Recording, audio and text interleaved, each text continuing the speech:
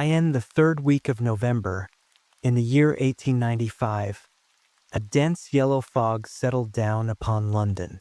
From the Monday to the Thursday, I doubt whether it was ever possible from our windows in Baker Street to see the loom of the opposite houses. The first day Holmes had spent in cross-indexing his huge book of references. The second and third had been patiently occupied upon a subject which he had recently made his hobby, the music of the Middle Ages.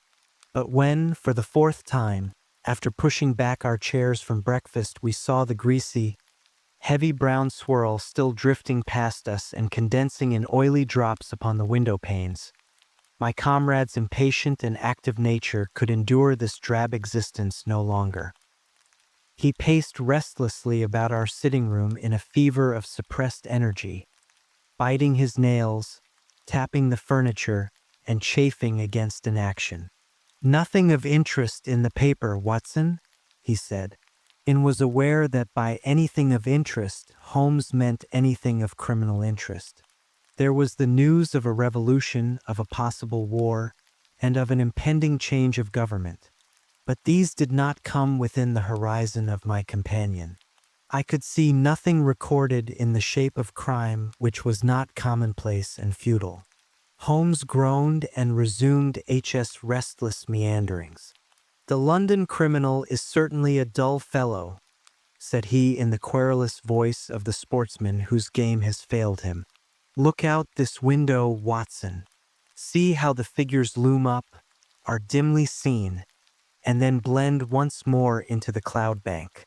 The thief or the murderer could roam London on such a day as the tiger does the jungle, unseen until he pounces, and then evident only to his victim. There have," said I, "been numerous petty thefts." Holmes snorted his contempt. "This great and somber stage is set for something more worthy than that," said he. "It is fortunate for this community that I am not a criminal." "It is indeed," said I heartily. "Suppose that I were Brooks or Woodhouse or any of the 50 men who have good reason for taking my life, how long could I survive against my own pursuit? A summons, a bogus appointment, and all would be over. It is well they don't have days of fog in the Latin countries, the countries of assassination. By Jove! Here comes something at last to break our dead monotony." It was the maid with a telegram. Holmes tore it open and burst out laughing. "Well, well, what next?" said he. "Brother Mycroft is coming round." "Why not?" I asked. "Why not? It is as if you met a tramcar coming down a country lane. Mycroft has his rails and he runs on them. His Pall Mall lodgings, the Diogenes Club, Whitehall, that is his cycle. Once and only once he has been here. What upheaval can possibly have derailed him? Does he not explain?" Holmes handed me his brother's telegram. "Must see you over Cadogan West. Coming at once." Mycroft, Cadogan West? I have heard the name. It recalls nothing to my mind, but that Mycroft should break out in this erratic fashion. Planet might as well leave its orbit. By the way, do you know what Mycroft is? I had some vague recollection of an explanation at the time of the adventure of the Greek interpreter. You told me that he had some small office under the British government. Holmes chuckled. "I did not know you quite so well in those days. One has to be discreet when one talks of high matters of state. You are right in thinking that he under the British government. You would also be right in a sense if you said that occasionally he is the British government. My dear Holmes, I thought I might surprise you. Mycroft draws £450 a year, remains a subordinate, has no ambitions of any kind, will receive neither honor nor title, but remains the most indispensable man in the country. But how? Well, his position is unique. He has made it for himself. There has never been anything like it before, nor will be again. He has the tittiest and most orderly brain, with the greatest capacity for storing facts of any man living. The same great powers which I have turned to the detection of crime he has used for this particular business. The conclusions of every department are passed to him, and he is the central exchange, the clearinghouse which makes out the balance. All other men are specialists, but his specialism is omniscience. We will suppose that a minister needs information as to a point which involves the Navy, India, Canada, and the bimetallic question. He could get his separate advices from various departments upon each, but only Mycroft can focus them all and say offhand how each factor would affect the other. They began by using him as a shortcut, a convenience. Now he has made himself an essential. In that great brain of his, everything is pigeonholed and can be handed out in an instant. Again and again his word has decided the national policy. He lives in it. He thinks of nothing else save when, as an intellectual exercise, he unbends if I call upon him and ask him to advise me on one of my little problems. But Jupiter is descending today. What on earth can it mean? Who is Cadogan West, and what is he to Mycroft? I have it, I cried, and plunged among the litter of papers upon the sofa. Yes, here he is. Sure enough, Cadogan West was the young man who was found dead on the Underground on Tuesday morning. Holmes sat up at attention, his pipe halfway to his lips. This must be serious, Watson. A death which has caused my brother to alter his habits can be no ordinary one. What in the world can he have to do with it? The case was featureless as I remember it. The young man had apparently fallen out of the train and killed himself. He had not been robbed, and there was no particular reason to suspect violence. Is that not so? There has been an inquest, said I, and a good many fresh facts have come out. Looked at more closely, I should certainly say that it was a curious case. Judging by its effect upon my brother, I should think it must be a most extraordinary one. He snuggled down in his armchair. Now, Watson, let us have the facts. The man's name was Arthur Cadogan West. He was 27 years of age, unmarried, and a clerk at Woolwich Arsenal. Government employ. Behold the link with Brother Mycroft. He left Woolwich suddenly on Monday night. Was last seen by his fiancée, Miss Westbury, whom he left abruptly in the fog about 7:30 that evening. There was no quarrel between them, and she can give no motive for his action. The next thing heard of him was when his dead body was discovered by a platelayer named Mason, just outside Aldgate Station on the Underground system in London. When? The body was found at 6 on Tuesday morning. It was lying wide of the metals upon the left hand of the track as one goes eastward, at a point close to the station, where the line emerges from the tunnel in which it runs. The head was badly crushed, an injury which might well have been caused by a fall from the train. The body could only have come on the line in that way. Had it been carried down from any neighboring street, it must have passed the station barriers, where a collector is always standing. This point seems absolutely certain. Very good. The case is definite enough. The man, dead or alive, either fell or was precipitated from a train. So much is clear to me. Continue. The trains which traverse the lines of rail beside which the body was found are those which run from west to east, some being purely metropolitan, and some from Willesden and outlying junctions. It can be stated for certain that this young man, when he met his death, was traveling in this direction at some late hour of the night, but at what point he entered the train it is impossible to state. His ticket, of course, would show that. There was no ticket in his pockets. No ticket. Dear me, Watson, this is really very singular. According to my experience, it is not possible to reach the platform of a metropolitan train without exhibiting one's ticket. Presumably, then, the young man had one.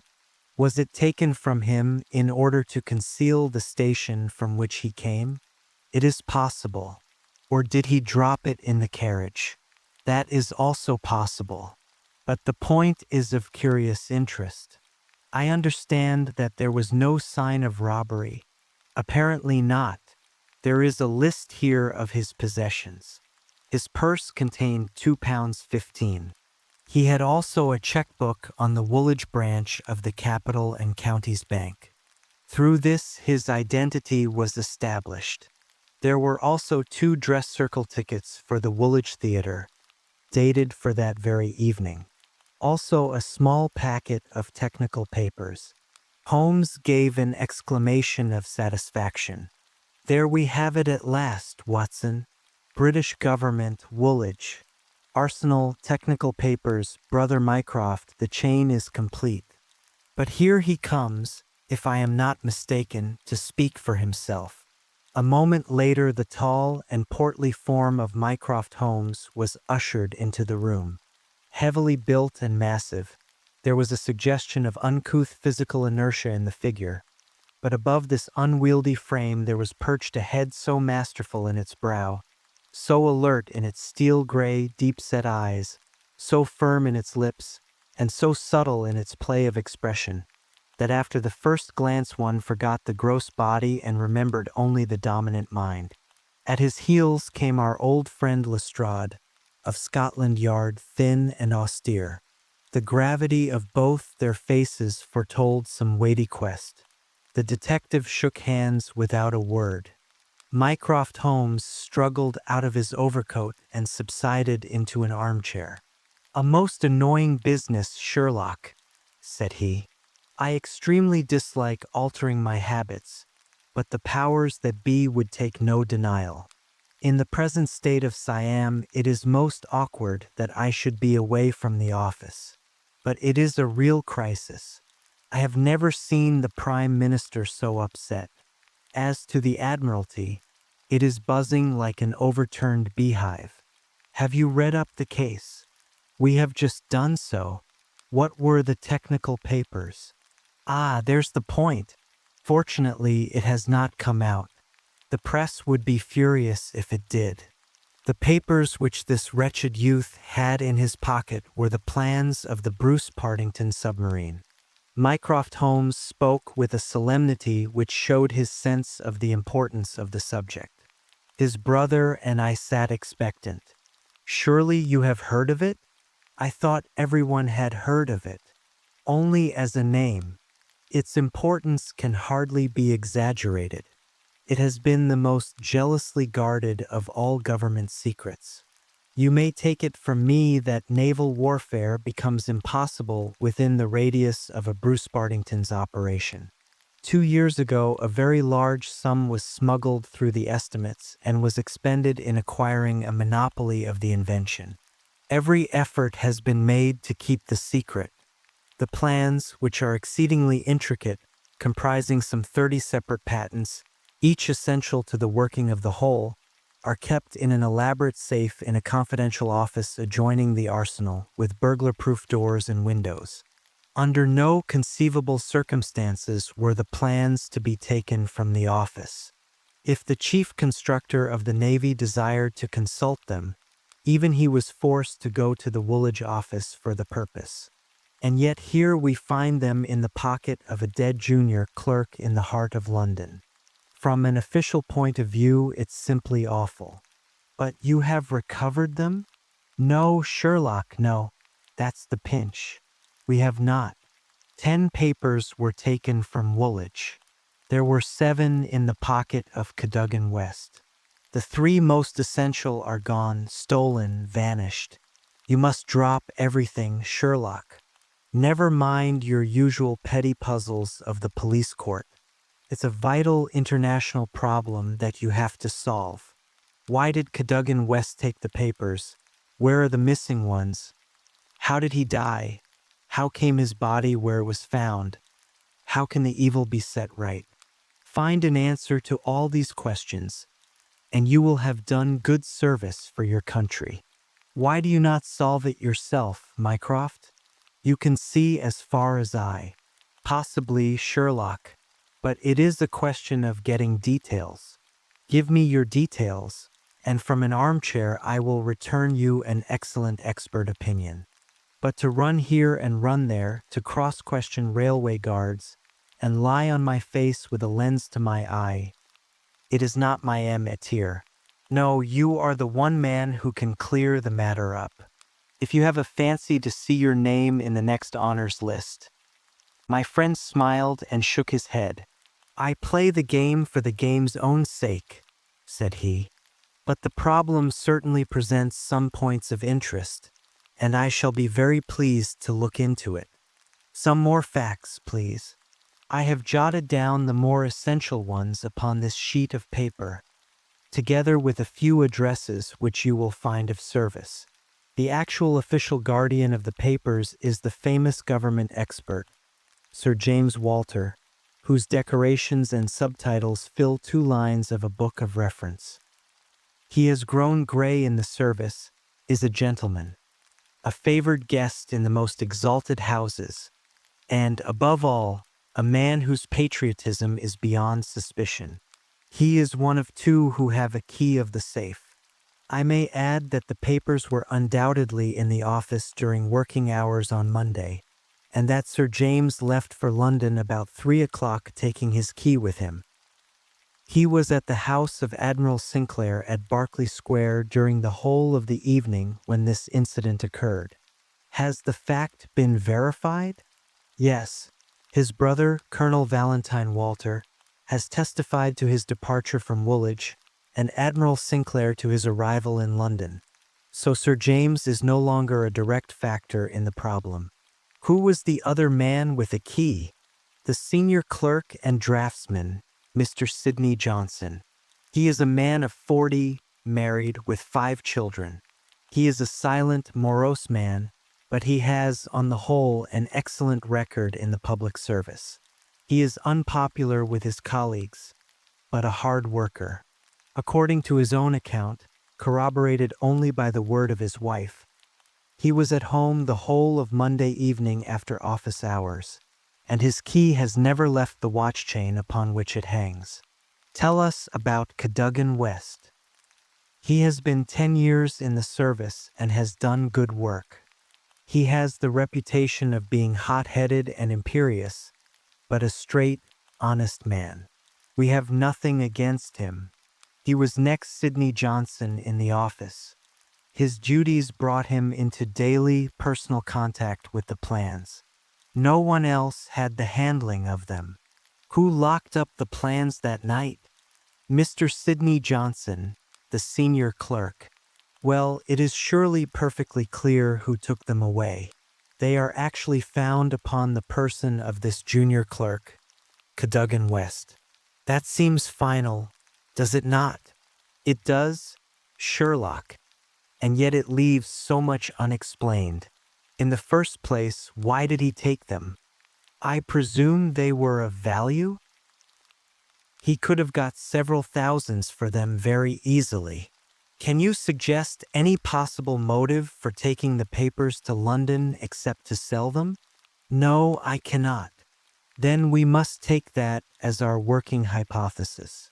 Young West took the papers. Now this could only be done by having a false key. Several false keys. He had to open the building and the room. He had, then, several false keys.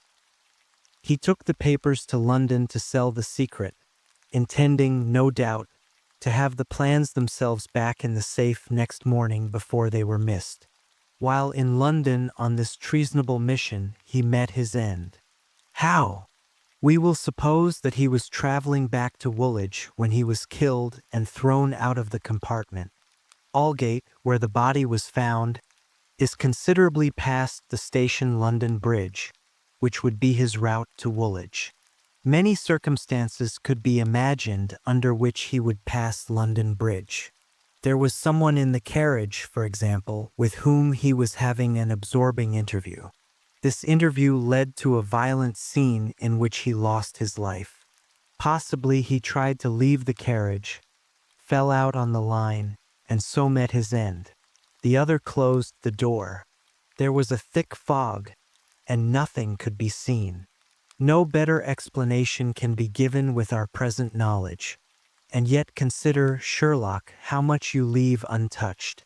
We will suppose, for argument's sake, that young Cadogan West had determined to convey these papers to London. He would naturally have made an appointment with the foreign agent and kept his evening clear. Instead of that, he took 2 tickets for the theater, escorted his fiancée halfway there, and then suddenly disappeared. A blind, said Lestrade, who had sat listening with some impatience to the conversation. A very singular one. That is objection number 1. Objection number 2.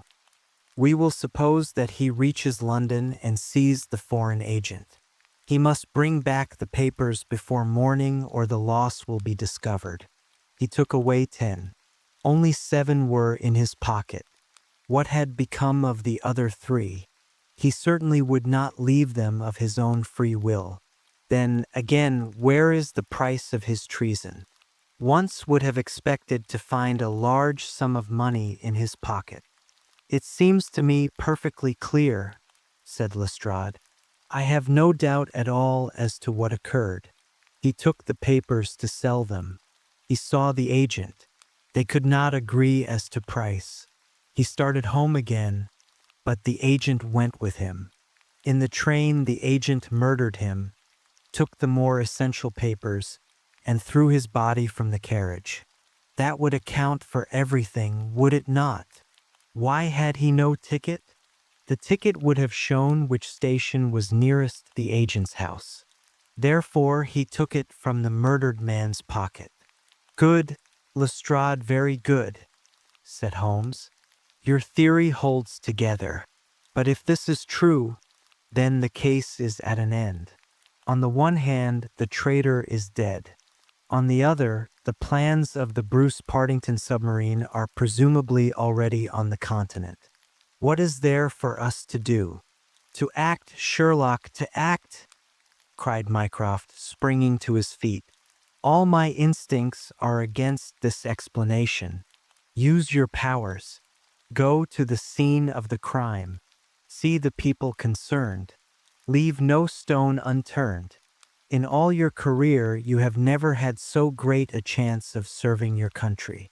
Well, well, said Holmes, shrugging his shoulders. Come, Watson. And you, Lestrade, could you favor us with your company for an hour or 2? We will begin our investigation by a visit to Aldgate Station. Goodbye, Mycroft. I shall let you have a report before evening. But I warn you in advance that you have little to expect. An hour later, Holmes, Lestrade and I stood upon the Underground Railroad at the point where it emerges from the tunnel immediately before Aldgate Station. A courteous, red-faced old gentleman represented the railway company. This is where the young man's body lay, said he, indicating a spot about 3 feet from the metals. It could not have fallen from above, for these, as you see, are all blank walls. Therefore, it could only have come from a train, and that train, so far as we can trace it, must have passed about midnight on Monday. Have the carriages been examined for any sign of violence? There are no such signs, and no ticket has been found. No record of a door being found open? None. We have had some fresh evidence this morning, said Lestrade. A passenger who passed Aldgate in an ordinary metropolitan train about 11:40 on Monday night declares that he heard a heavy thud, as of a body striking the line, just before the train reached the station. There was dense fog, however, and nothing could be seen. He made no report of it at the time. Why, whatever is the matter with Mr. Holmes? My friend was standing with an expression of strained intensity upon his face, staring at the railway metals where they curved out of the tunnel. Aldgate is a junction, and there was a network of points. On these his eager, questioning eyes were fixed, and I saw on his keen, alert face that tightening of the lips, that quiver of the nostrils, and concentration of the heavy, tufted brows which I knew so well. "Points," he muttered. "The points. What of it? What do you mean? I suppose there are no great number of points on a system such as this?" "No, they are very few. And a curve, too. Points and a curve. By Jove, if it were only so. What is it, Mr. Holmes? Have you a clue? An idea, an indication, no more. But the case certainly grows in interest. Unique, perfectly unique. And yet why not? I do not see any indications of bleeding on the line. There were hardly any. But I understand that there was a considerable wound. The bone was crushed, but there was no great external injury. And yet one would have expected some bleeding. Would it be possible for me to inspect the train which contained the passenger who heard the thud of a fall in the fog? I fear not, Mr. Holmes. The train has been broken up before now, and the carriages redistributed. I can assure you, Mr. Holmes, said Lestrade, that every carriage has been carefully examined. I saw to it myself. It was one of my friend's most obvious weaknesses that he was impatient with less alert intelligences than his own. Very likely, said he, turning away. As it happens, it was not the carriages which I desired to examine. Watson, we have done all we can here. We need not trouble you any further, Mr. Lestrade. I think our investigations must now carry us to Woolwich. At London Bridge, Holmes wrote a telegram to his brother, which he handed to me before dispatching it. It ran thus: "See some light in the darkness, but it may possibly flicker out. Meanwhile, please send by messenger to await return at Baker Street a complete list of all foreign spies or international agents known to be in England with full address. Sherlock, that should be helpful, Watson," he remarked as we took our seats in the Woolwich train. "We certainly owe Brother Mycroft a debt for having introduced us to what promises to be a really very remarkable case." His eager face still wore that expression of intense and high-strung energy, which showed me that some novel and suggestive circumstance had opened up a stimulating line of thought. See the foxhound with hanging ears and drooping tail as it lolls about the kennels, and compare it with the same hound as, with gleaming eyes and straining muscles, it runs upon a breast-high scent. Such was the change in Holmes since the morning. He was a different man from the limp and lounging figure in the mouse-colored dressing gown who had prowled so restlessly only a few hours before round the fog-girt room. "There is material here. There is scope," said he. "I am dull indeed not to have understood its possibilities. Even now they are dark to me. The end is dark to me also, but I have hold of one idea which may lead us far. The man met his death elsewhere, and his body was on the roof of a carriage. On the roof! Remarkable, is it not?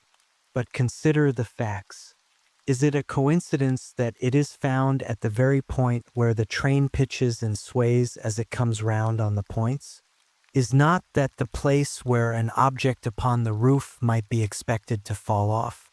The points would affect no object inside the train. Either the body fell from the roof or a very curious coincidence has occurred. But now consider the question of the blood. Of course, there was no bleeding on the line if the body had bled elsewhere. Each fact is suggestive in itself. Together they have a cumulative force. And the ticket, too, I cried. Exactly. We could not explain the absence of a ticket. This would explain it. Everything fits together. But suppose it were so, we are still as far as ever from unraveling the mystery of his death. Indeed, it becomes not simpler but stranger. Perhaps, said Holmes thoughtfully. Perhaps. He relapsed into a silent reverie, which lasted until the slow train drew up at last in Woolwich Station. There he called a cab and drew Mycroft's paper from his pocket. "We have quite a little round of afternoon calls to make," said he. "I think that Sir James Walter claims our first attention." The house of the famous official was a fine villa with green lawns stretching down to the Thames. As we reached it, the fog was lifting, and a thin, watery sunshine was breaking through. A butler answered our ring. "Sir James, sir," said he with solemn face. "Sir James died this morning." "Good heavens!" cried Holmes in amazement. "How did he die? Perhaps you would care to step in, sir, and see his brother, Colonel Valentine?" "Yes, we had best do so." We were ushered into a dim-lit drawing room, where an instant later we were joined by a very tall, handsome, light-bearded man of 50, the younger brother of the dead scientist. His wild eyes, stained cheeks, and unkempt hair all spoke of the sudden blow which had fallen upon the household.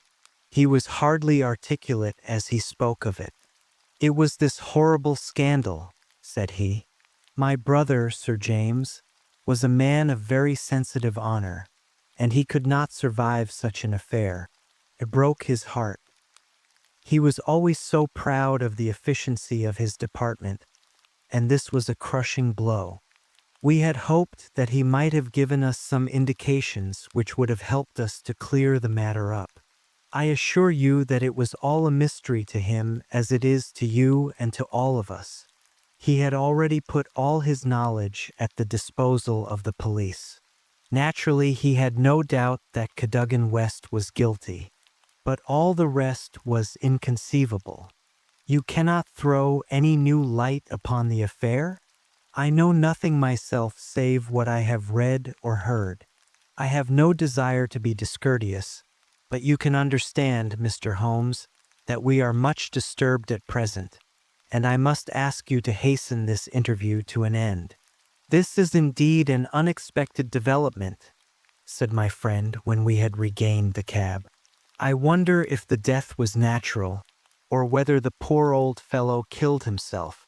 If the latter, may it be taken as some sign of self-reproach for duty neglected? We must leave that question to the future. Now we shall turn to the Cadogan Wests. A small but well-kept house in the outskirts of the town sheltered the bereaved mother. The old lady was too dazed with grief to be of any use to us, but at her side was a white-faced young lady, who introduced herself as Miss Violet Westbury, the fiancée of the dead man, and the last to see him upon that fatal night. "I cannot explain it, Mr. Holmes," she said. "I have not shut an eye since the tragedy, thinking night and day what the true meaning of it can be. Arthur was the most single-minded, chivalrous, patriotic man upon earth. He would have cut his right hand off before he would sell a state secret confided to his keeping. It is absurd, impossible, preposterous to anyone who knew him. But the facts, Miss Westbury? Yes. I admit I cannot explain them. Was he in any want of money? No. His needs were very simple and his salary ample. He had saved a few hundreds, and we were to marry at the new year. No signs of any mental excitement? Come, Miss Westbury, be absolutely frank with us." The quick eye of my companion had noted some change in her manner. She colored and hesitated. "Yes," she said at last. "I had a feeling that there was something on his mind. For long, only for the last week or so, he was thoughtful and worried. Once I pressed him about it. He admitted that there was something, and that it was concerned with his official life. It is too serious for me to speak about, even to you," said he. "I could get nothing more." Holmes looked grave. "Go on, Miss Westbury." Even if it seems to tell against him, go on. We cannot say what it may lead to. Indeed, I have nothing more to tell. Once or twice it seemed to me that he was on the point of telling me something. He spoke one evening of the importance of the secret, and I have some recollection that he said that no doubt foreign spies would pay a great deal to have it. My friend's face grew graver still. Anything else? He said that we were slack about such matters, that it would be easy for a traitor to get the plans. Was it only recently that he made such remarks? Yes, quite recently. Now tell us of that last evening. We were to go to the theater. The fog was so thick that a cab was useless. We walked, and our way took us close to the office. Suddenly, he darted away into the fog. Without a word, he gave an exclamation. That was all. I waited, but he never returned. Then I walked home. Next morning, after the office opened, they came to inquire. About 12 o'clock, we heard the terrible news. Oh, Mr. Holmes, if you could only save his honor. It was so much to him. Holmes shook his head sadly. Come, Watson, said he. Our ways lie elsewhere. Our next station must be the office from which the papers were taken. It was black enough before against this young man, but our inquiries make it blacker, he remarked as the cab lumbered off. His coming marriage gives a motive for the crime. He naturally wanted money. The idea was in his head since he spoke about it. He nearly made the girl an accomplice in the treason by telling her his plans. It is all very bad. But surely Holmes' character goes for something? Then, again, why should he leave the girl in the street and dart away to commit a felony? Exactly. There are certainly objections. But it is a formidable case which they have to meet. Mr. Sidney Johnson, the senior clerk, met us at the office and received us with that respect which my companion's card always commanded. He was a thin, gruff, bespectacled man of middle age, his cheeks haggard, and his hands twitching from the nervous strain to which he had been subjected. It is bad, Mr. Holmes, very bad.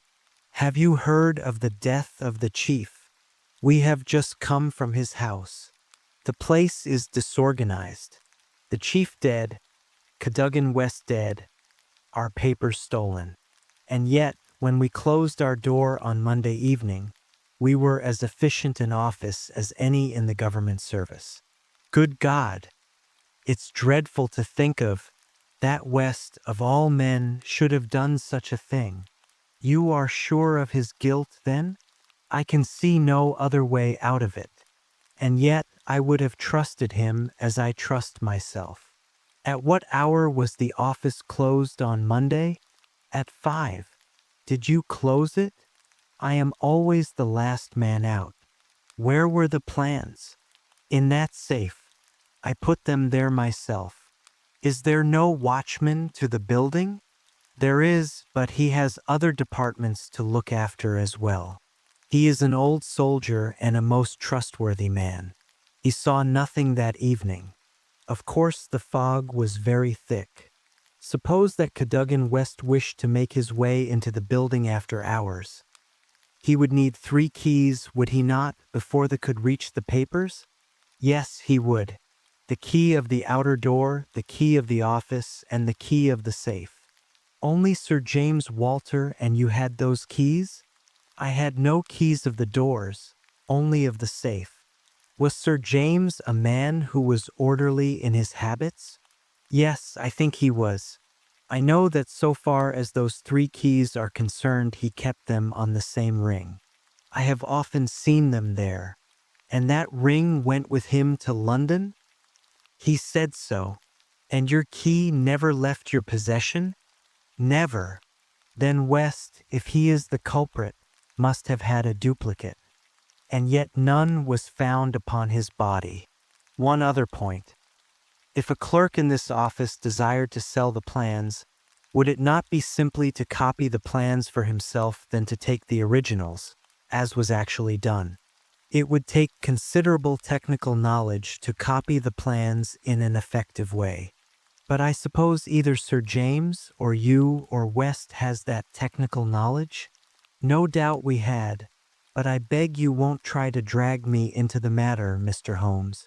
What is the use of our speculating in this way when the original plans were actually found on West? Well, it is certainly singular that he should run the risk of taking originals if he could safely have taken copies, which would have equally served his turn. Singular, no doubt, and yet he did so. Every inquiry in this case reveals something inexplicable. Now there are 3 papers still missing. They are, as I understand, the vital ones. Yes, that is so.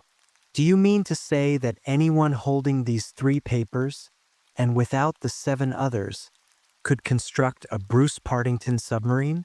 I reported to that effect to the Admiralty, but today I have been over the drawings again, and I am not so sure of it. The double valves with the automatic self-adjusting slots are drawn in one of the papers which have been returned. Until the foreigners had invented that for themselves, they could not make the boat. Of course, they might soon get over the difficulty. But the 3 missing drawings are the most important? Undoubtedly. I think, with your permission, I will now take a stroll round the premises. I do not recall any other question which I desired to ask. He examined the lock of the safe, the door of the room, and finally the iron shutters of the window. It was only when we were on the lawn outside that his interest was strongly excited. There was a laurel bush outside the window, and several of the branches bore signs of having been twisted or snapped. He examined them carefully with his lens, and then some dim and vague marks upon the earth beneath. Finally, he asked the chief clerk to close the iron shutters, and he pointed out to me that they hardly met in the center, and that it would be possible for anyone outside to see what was going on within the room. The indications are ruined by 3 days' delay. They may mean something or nothing. Well, Watson, I do not think that Woolwich can help us further. It is a small crop which we have gathered. Let us see if we can do better in London. Yet we added 1 more sheaf to our harvest before we left Woolwich Station. The clerk in the ticket office was able to say with confidence that he saw Cadogan West, whom he knew well by sight, upon the Monday night, and that he went to London by the 8.15 to London Bridge. He was alone and took a single third-class ticket. The clerk was struck at the time by his excited and nervous manner. So shaky was he that he could hardly pick up his change, and the clerk had helped him with it. A reference to the timetable showed that the 8.15 was the first train which it was possible for West to take after he had left the lady about 7.30. "Let us reconstruct, Watson," said Holmes after half an hour of silence. "I am not aware that in all our joint researches we have ever had a case which was more difficult to get at. Every fresh advance which we make only reveals a fresh ridge beyond. And yet we have surely made some appreciable progress. The effect of our inquiries at Woolwich has in the main been against young Cadogan West, but the indications at the window would lend themselves to a more favorable hypothesis. Let us suppose, for example, that he had been approached by some foreign agent. It might have been done under such pledges as would have prevented him from speaking of it, and yet would have affected his thoughts in the direction indicated by his remarks to his fiancée. Very good. We will now suppose that as he went to the theater with the young lady he suddenly, in the fog, caught a glimpse of this same agent going in the direction of the office. He was an impetuous man, quick in his decisions.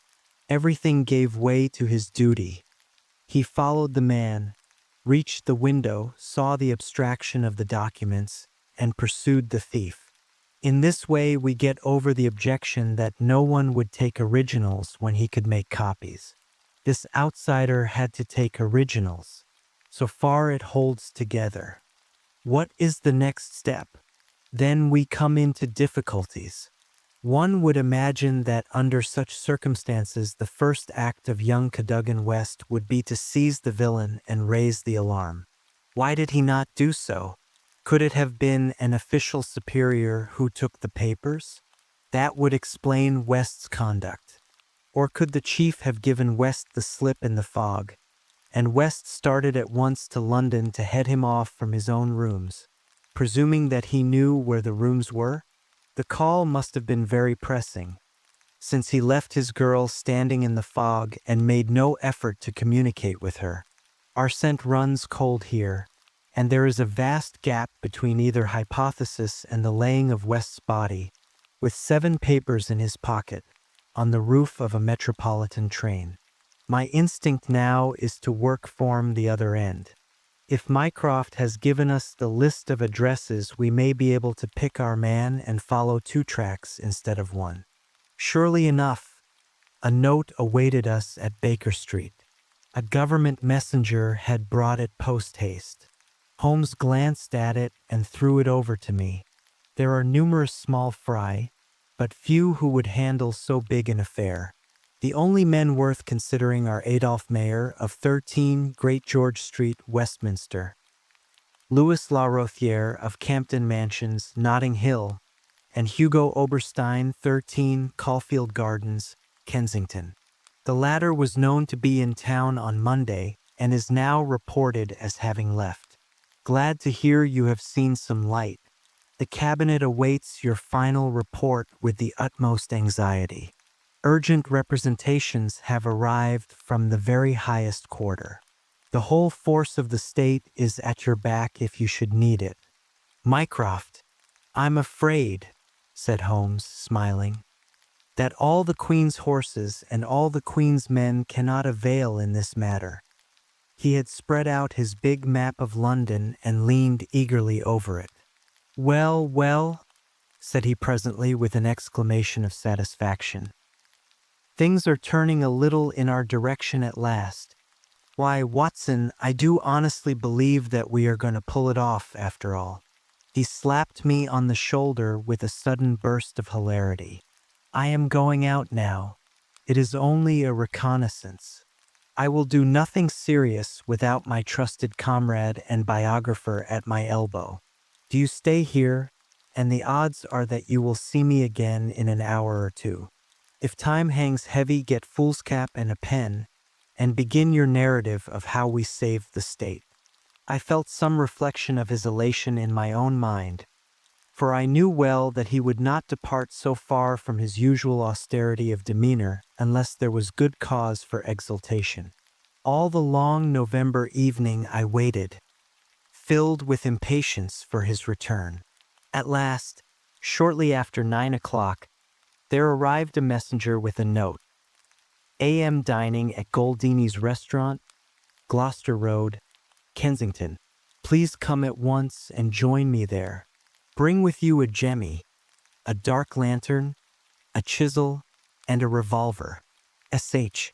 It was a nice equipment for a respectable citizen to carry through the dim, fog-draped streets. I stowed them all discreetly away in my overcoat and drove straight to the address given. There sat my friend at a little round table near the door of the garish Italian restaurant. Have you had something to eat? Then join me in a coffee and curacao. Try one of the proprietor's cigars. They are less poisonous than one would expect. Have you the tools? They are here in my overcoat. Excellent. Let me give you a short sketch of what I have done, with some indication of what we are about to do. Now it must be evident to you, Watson, that this young man's body was placed on the roof of the train. That was clear from the instant that I determined the fact that it was from the roof, and not from a carriage, that he had fallen. Could it not have been dropped from a bridge? I should say it was impossible. If you examine the roofs, you will find that they are slightly rounded, and there is no railing round them. Therefore, we can say for certain that young Cadogan West was placed on it. How could he be placed there? That was the question which we had to answer. There is only one possible way. You are aware that the underground runs clear of tunnels at some points in the West End. I had a vague memory that as I have traveled by it, I have occasionally seen windows just above my head. Now, suppose that a train halted under such a window. Would there be any difficulty in laying a body upon the roof? It seems most improbable. We must fall back upon the old axiom that when all other contingencies fail, whatever remains, however improbable, must be the truth. Here all other contingencies have failed. When I found that the leading international agent, who had just left London, lived in a row of houses which abutted upon the underground, I was so pleased that you were a little astonished at my sudden frivolity. Oh, that was it, was it? Yes, that was it. Mr. Hugo Oberstein of 13 Caulfield Gardens had become my objective. I began my operations at Gloucester Road Station, where a very helpful official walked with me along the track and allowed me to satisfy myself not only that the back stair windows of Caulfield Gardens open on the line, but the even more essential fact that, owing to the intersection of one of the larger railways, the underground trains are frequently held motionless for some minutes at that very spot. Splendid, Holmes! You have got it. So far, Watson. We advance, but the goal is afar. Well, having seen the back of Caulfield Gardens, I visited the front and satisfied myself that the bird was indeed flown. It is a considerable house, unfurnished, so far as I could judge, in the upper rooms. Oberstein lived there with a single valet, who was probably a confederate entirely in his confidence. We must bear in mind that Oberstein has gone to the continent to dispose of his booty, but not with any idea of flight, for he had no reason to fear a warrant, and the idea of an amateur domiciliary visit would certainly never occur to him. Yet that is precisely what we are about to make. Could we not get a warrant and legalize it? Hardly on the evidence. What can we hope to do? We cannot tell what correspondence may be there. I don't like it, Holmes. My dear fellow, you shall keep watch in the street. I'll do the criminal part. It's not a time to stick at trifles. Think of Mycroft's note of the Admiralty, the Cabinet, the exalted person who waits for news. We are bound to go. My answer was to rise from the table. You are right, Holmes. We are bound to go. He sprang up and shook me by the hand. I knew you would not shrink at the last, said he, and for a moment I saw something in his eyes which was nearer to tenderness than I had ever seen. The next instant he was his masterful, practical self once more. It is nearly half a mile, but there is no hurry. Let us walk, said he. Don't drop the instruments, I beg. Your arrest as a suspicious character would be a most unfortunate complication. Caulfield Gardens was one of those lines of flat-faced pillared and porticoed houses which are so prominent a product of the Middle Victorian epoch in the West End of London. Next door there appeared to be a children's party, for the merry buzz of young voices and the clatter of a piano resounded through the night. The fog still hung about and screened us with its friendly shade. Holmes had lit his lantern and flashed it upon the massive door. "This is a serious proposition," said he. "It is certainly bolted as well as locked. We would do better in the area. There is an excellent archway down yonder in case a too zealous policeman should intrude. Give me a hand, Watson, and I'll do the same for you." A minute later we were both in the area. Hardly had we reached the dark shadows before the step of the policeman was heard in the fog above. As its soft rhythm died away, Holmes set to work upon the lower door. I saw him stoop and strain until with a sharp crash it flew open. We sprang through into the dark passage, closing the area door behind us. Holmes led the way up the curving, uncarpeted stair. His little fan of yellow light shone upon a low window, "Here we are, Watson. This must be the one." He threw it open, and as he did so there was a low, harsh murmur, growing steadily into a loud roar as a train dashed past us in the darkness. Holmes swept his light along the windowsill. It was thickly coated with soot from the passing engines, but the black surface was blurred and rubbed in places. "You can see where they rested the body. Hello, Watson. What is this? There can be no doubt that it is a blood mark." He was pointing to faint discolorations along the woodwork of the window. "Here it is on the stone of the stair also. The demonstration is complete. Let us stay here until a train stops." We had not long to wait. The very next train roared from the tunnel as before, but slowed in the open, and then, with a creaking of brakes, pulled up immediately beneath us. It was not 4 feet from the window ledge to the roof of the carriages. Holmes softly closed the window. "So far we are justified," said he. "What do you think of it, Watson?" "A masterpiece. You have never risen to a greater height." "I cannot agree with you there. From the moment that I conceived the idea of the body being upon the roof, which surely was not a very abstruse one, all the rest was inevitable. If it were not for the grave interests involved, the affair up to this point would be insignificant. Our difficulties are still before us, but perhaps we may find something here which may help us." We had ascended the kitchen stair and entered the suite of rooms upon the first floor. One was a dining room, severely furnished and containing nothing of interest. A second was a bedroom which also drew blank. The remaining room appeared more promising, and my companion settled down to a systematic examination. It was littered with books and papers, and was evidently used as a study. Swiftly and methodically Holmes turned over the contents of drawer after drawer and cupboard after cupboard, but no gleam of success came to brighten his austere face. At the end of an hour he was no further than when he started. "The cunning dog has covered his tracks," said he. "He has left nothing to incriminate him. His dangerous correspondence has been destroyed or removed. This is our last chance." It was a small tin cash box which stood upon the writing desk. Holmes pried it open with his chisel. Several rolls of paper were within, covered with figures and calculations, without any note to show to what they referred. The recurring words, water pressure and pressure to the square inch, suggested some possible relation to a submarine.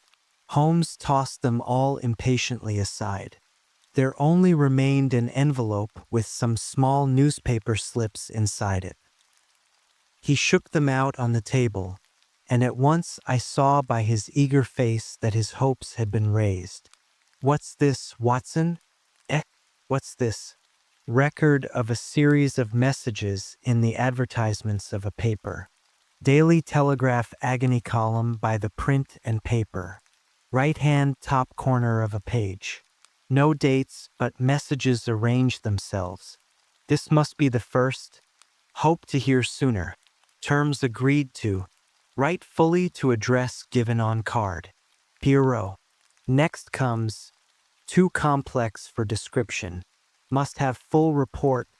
Stuff awaits you when goods delivered. Pierrot." Then comes, "Matter presses. Must withdraw offer unless contract completed. Make appointment by letter. Will confirm by advertisement. Pierrot." Finally, "Monday night after 9. 2 taps. Only ourselves. Do not be so suspicious. Payment in hard cash when goods delivered. Pierrot." A fairly complete record, Watson. If we could only get at the man at the other end. He sat lost in thought, tapping his fingers on the table. Finally he sprang to his feet. "Well, perhaps it won't be so difficult after all. There is nothing more to be done here, Watson. I think we might drive round to the offices of the Daily Telegraph, and so bring a good day's work to a conclusion. Mycroft Holmes and Lestrade had come round by appointment after breakfast next day, and Sherlock Holmes had recounted to them our proceedings of the day before. The professional shook his head over our confessed burglary. "We can't do these things in the force, Mr. Holmes," said he. "No wonder you get results that are beyond us. But some of these days you'll go too far, and you'll find yourself and your friend in trouble. For England, home and beauty, Watson, martyrs on the altar of our country. But what do you think of it, Mycroft?" "Excellent, Sherlock. Admirable. But what use will you make of it?" Holmes picked up the Daily Telegraph which lay upon the table. "Have you seen Pierrot's advertisement today?" "What? Another one?" "Yes, here it is. Tonight. Same hour. Same place. 2 taps. Most vitally important. Your own safety at stake. Pierrot." "By George!" cried Lestrade. "If he answers that we've got him, that was my idea when I put it in. I think if you could both make it convenient to come with us about 8 o'clock to Caulfield Gardens, we might possibly get a little nearer to a solution." One of the most remarkable characteristics of Sherlock Holmes was his power of throwing his brain out of action and switching all his thoughts on to lighter things whenever he had convinced himself that he could no longer work to advantage. I remember that during the whole of that memorable day, he lost himself in a monograph which he had undertaken upon the polyphonic motets of Lassus. For my own part, one had none of this power of detachment, and the day, in consequence, appeared to be interminable. The great national importance of the issue, the suspense in high quarters, the direct nature of the experiment which we were trying, all combined to work upon my nerve. It was a relief to me when at last, after a light dinner, we set out upon our expedition. Lestrade and Mycroft met us by appointment at the outside of Gloucester Road Station. The area door of Oberstein's house had been left open the night before, and it was necessary for me, as Mycroft Holmes absolutely and indignantly declined to climb the railings, to pass in and open the hall door. By 9 o'clock we were all seated in the study, waiting patently for our man. An hour passed and yet another. When 11 struck, the measured beat of the great church clock seemed to sound the dirge of our hopes. Lestrade and Mycroft were fidgeting in their seats and looking twice a minute at their watches. Holmes sat silent and composed, his eyelids half shut, but every sense on the alert. He raised his head with a sudden jerk. "He is coming," said he. There had been a furtive step past the door. Now it returned. We heard a shuffling sound outside, and then 2 sharp taps with the knocker. Holmes rose, motioning us to remain seated. The gas in the hall was a mere point of light. He opened the outer door, and then as a dark figure slipped past him, he closed and fastened it. "This way," we heard him say, and a moment later our man stood before us. Holmes had followed him closely, and as the man turned with a cry of surprise and alarm, he caught him by the collar and threw him back into the room. Before our prisoner had recovered his balance, the door was shut and Holmes standing with his back against it. The man glared round him, staggered, and fell senseless upon the floor. With the shock, his broad-brimmed hat flew from his head. His cravat slipped sewn from his lips, and there were the long light beard and the soft, handsome, delicate features of Colonel Valentine Walter. Holmes gave a whistle of surprise. "You can write me down an ass this time, Watson," said he. "This was not the bird that I was looking for." "Who is he?" asked Mycroft eagerly. "The younger brother of the late Sir James Walter, the head of the submarine department." Yes, I see the fall of the cards. He is coming too. I think that you had best leave his examination to me." We had carried the prostrate body to the sofa. Now our prisoner sat up, looked round him with a horror-stricken face, and passed his hand over his forehead, like one who cannot believe his own senses. "What is this?" he asked. "I came here to visit Mr. Oberstein." "Everything is known, Colonel Walter," said Holmes. "How an English gentleman could behave in such a manner is beyond my comprehension. But your whole correspondence and relations with Oberstein are within our knowledge. So also are the circumstances connected with the death of young Cadogan West. Let me advise you to gain at least the small credit for repentance and confession, since there are still some details which we can only learn from your lips." The man groaned and sank his face in his hands. We waited, but he was silent. "I can assure you," said Holmes, "that every essential is already known. We know that you were pressed for money, that you took an impress of the keys which your brother held, and that you entered into a correspondence with Oberstein, who answered your letters through the advertisement columns of the Daily Telegraph. We are aware that you went down to the office in the fog on Monday night, but that you were seen and followed by young Cadogan West, who had probably some previous reason to suspect you. He saw your theft, but could not give the alarm, as it was just possible that you were taking the papers to your brother in London. Leaving all his private concerns, like the good citizen that he was, he followed you closely in the fog and kept at your heels until you reached this very house. There he intervened, and then it was, Colonel Walter, that to treason you added the more terrible crime of murder." "I did not. I did not. Before God I swear that I did not," cried our wretched prisoner. "Tell us, then, how Cadogan West met his end before you laid him upon the roof of a railway carriage." "I will. I swear to you that I will.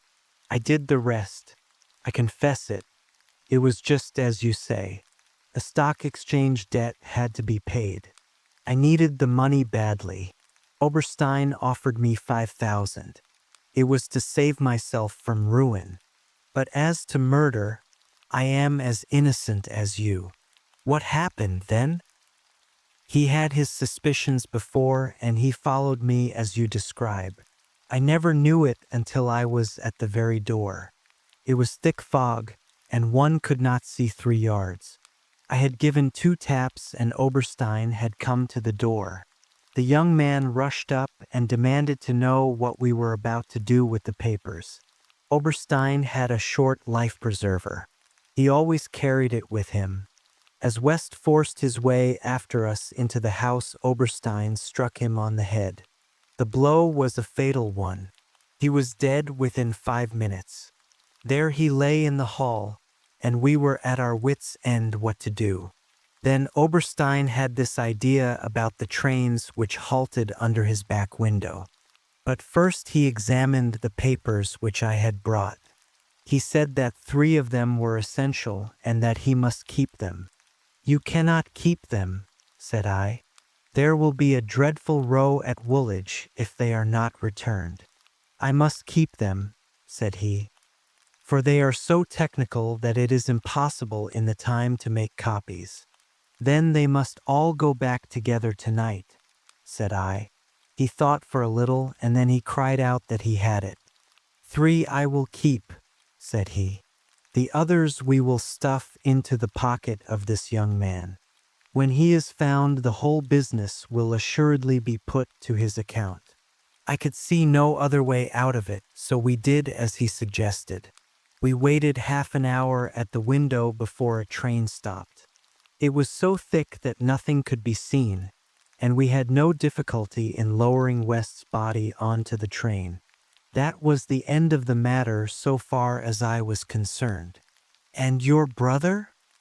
He said nothing, but he had caught me once with his keys, and I think that he suspected. I read in his eyes that he suspected. As you know, he never held up his head again. There was silence in the room. It was broken by Mycroft Holmes. "Can you not make reparation? It would ease your conscience. and possibly your punishment. What reparation can I make?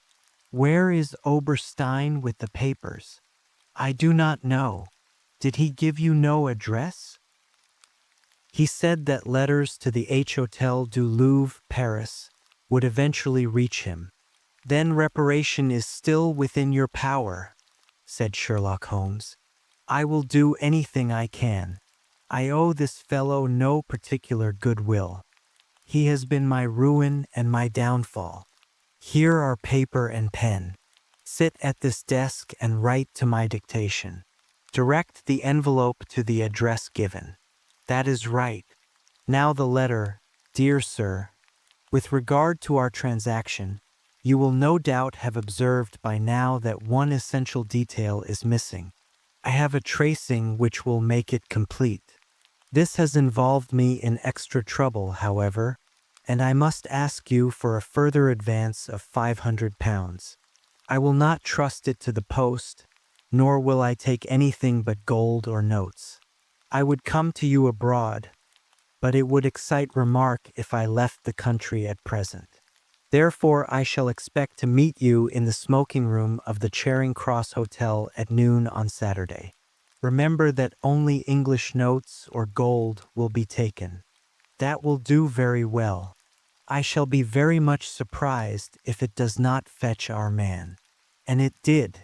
It is a matter of history, that secret history of a nation which is often so much more intimate and interesting than its public chronicles, that Oberstein, eager to complete the coup of his lifetime, came to the lure and was safely engulfed for 15 years in a British prison.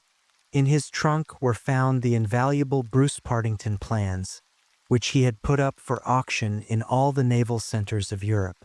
Colonel Walter died in prison towards the end of the second year of his sentence. As to Holmes, he returned refreshed to his monograph upon the polyphonic motets of Lassus, which has since been printed for private circulation, and is said by experts to be the last word upon the subject. Some weeks afterwards I learned incidentally that my friend spent a day at Windsor, whence he returned with a remarkably fine emerald tie pin.